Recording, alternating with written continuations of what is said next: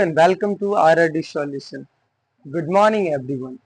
आज हम लोग बात करने वाले हैं हिंदी का। तो हिंदी है जो क्लास 12th का हिंदी है और चैप्टर का नाम है उषा। जो कविता है उषा कविता के बारे में आज हम लोग पढ़ेंगे। उनके लेखक कौन है? उनके कवि है, सॉरी लेखक नहीं, कवि। कविता को लिखने वाले को क्या कहते हैं? कवि कहते हैं। तो उनके कवि का नाम क्या है? शमशेर बहादुर सिंह। कोई दिक्कत नहीं है। अब हम लोग जानते थोड़ा सा शमशेर बहादुर सिंह के बारे में हम लोग थोड़ा सा जान लेते हैं। उनका परिचय थोड़ा सा तो पता चलना चाहिए कि शमशेर बहादुर सिंह का जन्म कहाँ हुआ था, उनके माता पिता के बारे में थोड़ा सा उनका परिचय जानते। सबसे पहले शमशेर बहादुर सिंह का एक झलक हम लोग देख लेते हैं।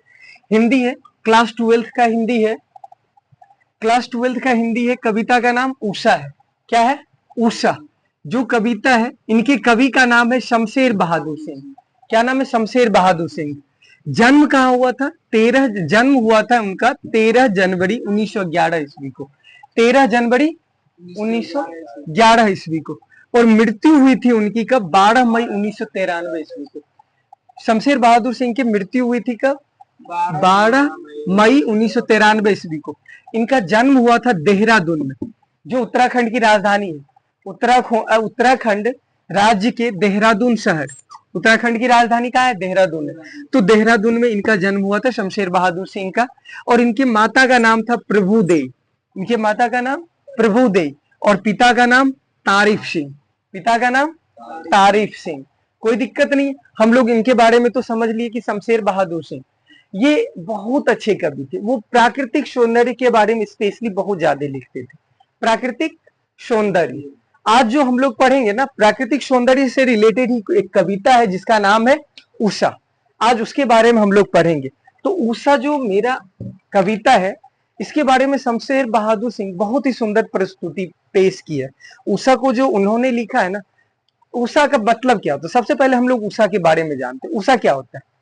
किसको पता है उषा के बारे में?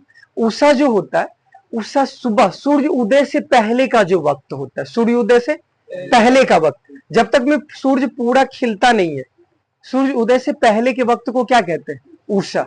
सूर्य उदय का ठीक पहले वाला, जिस समय में लालिमा निकलती है या हम लोग जो आसमान की तरफ देखते हैं, उससे पहले की वक्त बता रहे। जब सूर्य खिल जाती है तब तो वो अलग बात हो गया, लेकिन तब उसको क्या कह देते हैं? प्रातः काल बोल देते, मतलब सूर्योदय कह देते हैं। लेकिन सूर्योदय से पहले, ठीक पहले वाले वक्त को उषा कहते हैं। कवि का कहना है कि उषा के बारे में, जब हम लोग सुबह में जब सो करके जगते हैं ना, जब उषा का वक्त होता है या समय होता है, उस समय में कवि के अनुसार से प्रातः नभ जो था, ये बहुत गीला शंख जैसा, भोर का नभ कह रहा है कि प्रातः मतलब जब सुबह के समय में हम लोग आसमान में देखते हैं, जब वक्त या समय कौन सा होता है? उषा का होता है।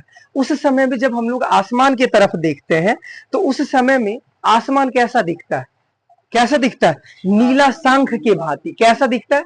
नीला शंख के भांति दिखता है आसमान। जब हम लोग आसमान में देखते हैं सुबह के समय में, तो उस समय में आसमान कैसा दिखता है? नीला शंख के समान दिखता है। तो उसके बाद जैसे जैसे मतलब वक्त थोड़ा थोड़ा बीतते जाता, और वक्त बीतते समय उसके बाद जब सूर्य का मतलब कि जब एक सबसे पहले हम लोग देखते हैं, जब कवि देखता है तो उस समय में उसको मतलब कि आसमान कैसा दिखता है? नीला शंख की तरह। उसके बाद जैसे थोड़ा सा वक्त बीतता है, वक्त बीतने के बाद आसमान कैसा दिखाई देता है?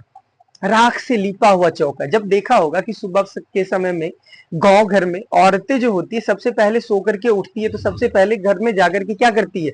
चौका करती है। क्या करती है? चौका। तो चौका से लिपा हुआ, मतलब जैसे सुबह में सो करके जगा तो उनको मतलब प्रातः वो उषा का वक्त कैसा दिखा था? शंख जैसा, नीला नीला शंख जैसा। अब जैसे जैसे समय बीतते गया, उनका मतलब कि वो नीला शंख से अब कैसा बदल गया? लिपा हुआ चौका। जैसे कि अभी अभी कोई लीप करके गया, कोई अभी अभी चूल्हा को लीप करके गया, तो ऐसे लिपा हुआ चौका के भांति कवि को दिखता है। दूसरा हमारा है, बहुत गीला सील जड़ा सा लाल केसर से कि जैसे धुल गई। कहने का ये मतलब है कि दूसरा क्या हो जा रहा है कि जैसे जैसे समय बीतते जाता है, कभी अपना अनुभव बढ़ाते जाता है। क्या? अपना अनुभव को बढ़ाते जाता है। तो अनुभव बढ़ाने के प्रति मेन कारण ये होता है ना, अनुभव बढ़ाने का ये कारण है, जैसे समय बढ़ते गया तो इनको मतलब कि अब जैसे वक्त बीत रहा, तो जैसे देखा होगा जब सूर्य की लालिमा निकलती है, देखा है कभी, जब कभी सूर्य की लालिमा निकलती है ना, जब सूर्य की लालिमा निकलती है तो उस समय में उनको कैसा दिखता है, जब सूर्य लालिमा के साथ धीरे से आगे निकलती है तो उस समय में उनको लगता है कि वो अभी तुरंत क्या लाल केसर से, जैसे सील का मतलब हो गया सीला जिसपे हम लोग मसाला पीसते, देखा सील या पत्थर समझ लो, जैसे उसको लाल केसर से धो करके निकाला गया। लाल केसर, केसर का रंग कैसा होता है, लाल होता है ना, केसर की खेती जम्मू कश्मीर में होती है, तो केसर से जैसे सील को केसर से धो करके निकाले, जब लालिमा निकलती है, जैसे देखा होगा कि आसमान जैसे ही हमारा नीला शंख की तरह दिखता है उस समय में काफी चमकीला दिखता है, उस समय में जैसे सूर्य की पहली लालिमा निकलती है उस समय में कभी को लगता है कि कोई सील केसर से धुल करके बाहर निकली। सील का मतलब क्या होता है, पत्थर, कोई पत्थर मतलब कि किससे, केसर से धुल करके बाहर निकली हो। उसके बाद कह रहा है स्लेट पर या लाल खड़िया।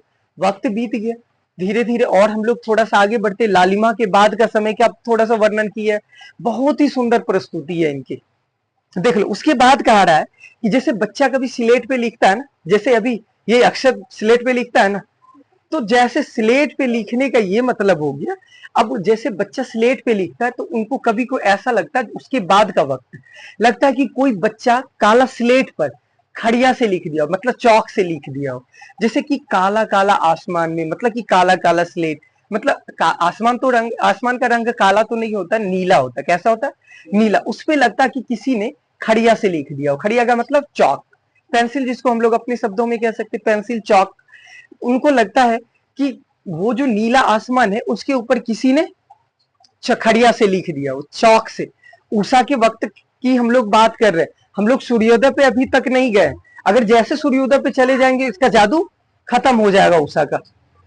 उसके बाद हम लोग बात कर रहे हैं नील जल में या किसी, अब जैसे हमने अभी बात करा था कि क्या होता है, कवि के अनुसार से ये जो होता है स्लेट पर लाल खड़िया से लिखा हुआ, कोई दिक्कत नहीं। अब जब जैसे ही वो सूर्य निकलेगा तो जैसे कैसा दिखता है, नीला दिखता है, जब वो सूर्य की रोशनी, वो जब लाइट दिखती है ना, तो ऐसा लगता है कि किसी ने स्लेट पर लाल खड़िया से लिख दिया हो, कैसा, लाल खड़िया से लिख दिया हो।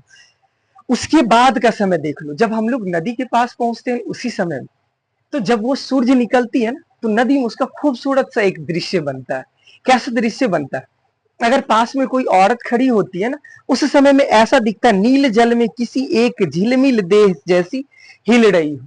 जब हम लोग नदी के पास में खड़े होते उस समय में जब सूर्योदय का वक्त होता है, सूर्योदय हुआ नहीं होता, सूर्योदय का वक्त उषा का वक्त होता है, उस समय में जब हम लोग नदी में देखते हैं तो ऐसा लगता है कभी को कि कोई सुंदर सा एक शरीर नदी से हिलता डुलता हुआ बाहर आ रहा है नदी के पास। कभी मतलब अरे जब कोई लिखता है ना तो वो सुंदरता के बारे में लिखता है, तो कवि को ऐसा प्रतीत होता है कि किसी ने क्या मतलब कि नदी के पास से कोई हिलमिलाती मतलब झिलमिलाती हुई एक खूबसूरत सी स्त्री बाहर निकल रही हो, या कोई आदमी बाहर निकल रहा। यहाँ पे आदमी के बारे में तो बात नहीं किया गया, लेकिन गोर देह मतलब जिसका शरीर उजला होता है, ऐसा शरीर लेकर के, कोई सुंदर सा शरीर लेकर के पानी से बाहर निकल रहा हो।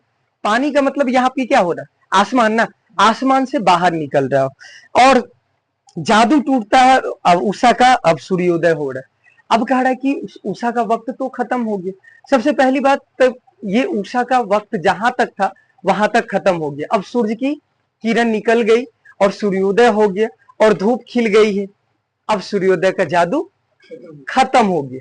यही संदेश कवि शमशेर बहादुर सिंह हमें इस कविता के माध्यम से देना चाहते थे। कोई दिक्कत है किसी को? नहीं। धन्यवाद।